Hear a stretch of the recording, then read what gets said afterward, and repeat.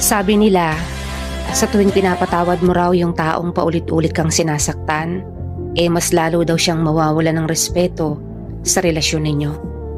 Para sa akin may point naman ito.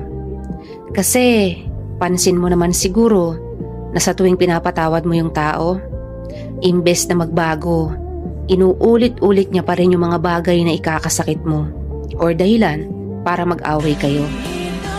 He or she will begin to ignore you kasi alam niyang hindi mo siya matitiis at alam niyang bibigyan mo siya ulit ng another chances. Hindi siya natatakot na mawala ka kasi alam niyang hindi mo naman kayang bumitaw sa relasyon ninyo. At alam mo ba kung bakit ka niya ginaganyan? Kasi sinanay mo siya. Naging komportable siya sa mali dahil palagi mong pinapatawad at tinotolerate mo pa. Nawala na yung respeto sa'yo. Believe me, never be too much available for someone